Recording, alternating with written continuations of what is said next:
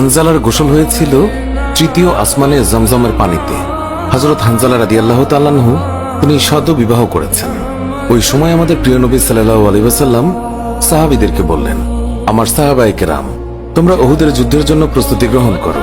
রাসূলুল্লাহ সাল্লাল্লাহু আলাইহি ওয়াসাল্লাম হযরত হানজালা রাদিয়াল্লাহু তাআলা আনহুকে বললেন, হানজালা, তোমাকে যুদ্ধে যেতে হবে না।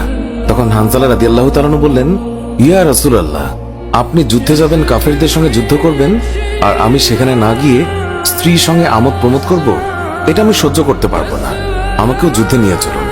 রাসূলুল্লাহ সাল্লাল্লাহু আলাইহি ওয়াসাল্লাম তখন বললেন, হানজালা, আমি তোমাকে আদেশ দিলাম, তুমি বাড়িতে থাকো, তোমাকে যুদ্ধে যেতে হবে না।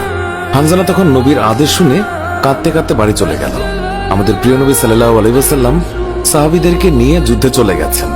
এদিকে সাহাবী হানজালা তার স্ত্রীর সঙ্গে রাত কাটানোর পর তার উপর গোসল ফরজ হয়ে গিয়েছে, তাই সে গোসল করতে গেছেন, পানি নিয়ে দাঁড়িয়েও গেছেন। এই সময় মদিনার গলি থেকে কেউ একজন চিৎকার করে বলছিলেন, মদিনার মুসলমানরা, তোমরা কার জন্য জীবিত থাকবে? তোমাদের প্রিয় নবীকে কাফের মুশরিকরা শহীদ করে দিয়েছে।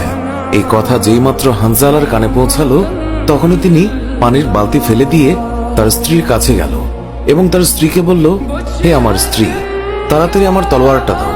যে কাপুরুষরা আমার নবীকে শহীদ করেছে, যে কাফেররা বিশ্বনবী হযরত মুহাম্মদ সাল্লাল্লাহু আলাইহি ওয়াসাল্লামকে হত্যা করেছে, আমি তাদেরকে ছাড়ব না। আজ হয় তারা মরবে, না হয় আমি মরব। যেই দুনিয়ায় নবী নেই, সেই দুনিয়ায় আমি বাঁচতে চাই না। দাও, আমার তলোয়ারটা দাও। তখন হানজালার স্ত্রী বললেন, আপনি আমার নবীর হত্যাকারীকে হত্যা করতে যাচ্ছেন? যান, আমি বাধা দেব না, আমার বাধা দেওয়ার অধিকার নেই। তবে আপনি দয়া করে গোসল করে পবিত্র হয়ে যান, কেননা আপনার উপর গোসল ফরজ হয়ে গিয়েছে। এছাড়াও আপনি যদি উহুদের ময়দানে শহীদ হয়েও যান, আমি কোনো দুঃখ করব না। উত্তরে হানজালা বললেন, না, যদি আমি গোসল করতে যাই, তবে আমার নবীর হত্যাকারীরা কিছু সময়ের জন্য হলেও বেঁচে থাকবে, এটা আমি হতে দিতে পারি না। আমার যেই দুনিয়ায় আমার নবী বেঁচে নেই, ওই দুনিয়ার পানি দিয়ে আমি গোসল করতে পারি না। এই বলে তিনি তলোয়ার নিয়ে চলে গেলেন। উহুদের ময়দানে তিনি অনেক কাফেরকে হত্যা করলেন। একসময় যুদ্ধ করতে করতে তিনি শহীদ হয়ে গেলেন। যুদ্ধ শেষ হয়ে গেলে আল্লাহর রাসূল সাহাবীদেরকে বললেন, হে আমার সাহাবীরা, তোমরা যাও, গিয়ে দেখো আমার যে সকল সাহাবায়ে কেরাম শহীদ হয়েছে তাদের লাশ সংগ্রহ করো এবং তাদেরকে গোসলবিহীন দাফনের ব্যবস্থা করো।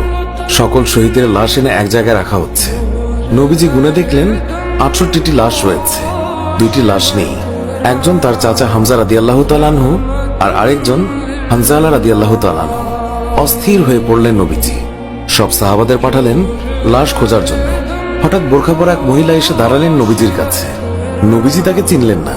মহিলা বললেন, শুনুন ইয়া রাসূলুল্লাহ, কাল আপনি একটা বিয়ে পড়িয়েছিলেন, মনে আছে?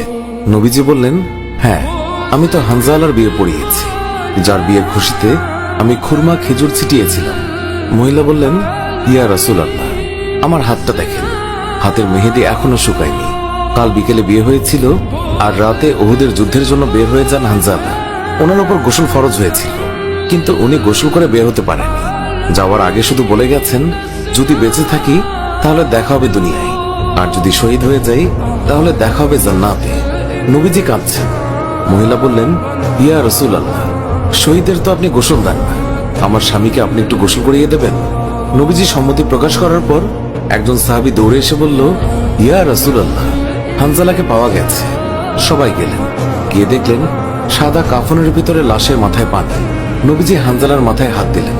জিবরাইল আলাইহিস সালাম আসলেন নবীর কাছে, এসে বললেন, ইয়া রাসূলুল্লাহ, হানজালার কোরবানিতে আল্লাহ পাক এতটাই খুশি হয়েছে যে আমার বাহিনীকে আদেশ করলেন তাকে নিয়ে আসতে। ইয়া রাসূলুল্লাহ, আমরা ফেরেশতারা তাকে তৃতীয় আসমানে নিয়ে জমজমের পানি দিয়ে গোসল করিয়েছি এবং তার শরীর থেকে যে সুগন্ধ পাচ্ছেন, এটা আল্লাহ পাকের বিশেষ খুশবু, মেশক আম্বর আতরের ঘ্রাণ। আমরাই ওনাকে কাফনের কাপড়ে আচ্ছাদিত করেছি। আল্লাহ তার প্রিয় মানুষকে কি পরিমাণ ভালোবাসেন, কি পরিমাণ সম্মানিত করেন, তা আমাদের পক্ষে কল্পনা করাও সম্ভব নয়। শহীদগণকে গোসলবিহীন দাফন করা হয় কারণ কিয়ামতের ওই কঠিন দিন যখন মহান আল্লাহ রাব্বুল আলামিন বিচারের জন্য বসে যাবেন, তখন এই সাহাবায়ে কেরাম আল্লাহর সামনে দাঁড়িয়ে যাবে। মহান আল্লাহ রাব্বুল আলামিন তাদেরকে জিজ্ঞাসা করবেন, বান্দারা, তোমাদের এই অবস্থা কেন? তারা তখন বলবে, রাব্বুল আলামিন, আপনি তো জানেন আমরা আপনার ওই সকল বান্দা যারা আপনার বিরুদ্ধে যে সকল কাফের মুশরিক কথা বলে তাদেরকে হত্যা করতে গিয়ে শহীদ হয়ে গিয়েছিলাম।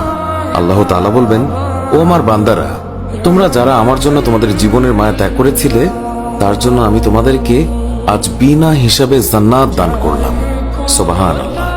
সুপ্রিয় দর্শক, এর সাথেই শেষ হচ্ছে এখনকার ভিডিওটি ভালো লাগলে লাইক দিন, আপনার প্রিয়জনদের মাঝে শেয়ার করুন। এখনকার মতো বিদায় নিচ্ছি, দেখা হবে নতুন কোনো ভিডিওতে।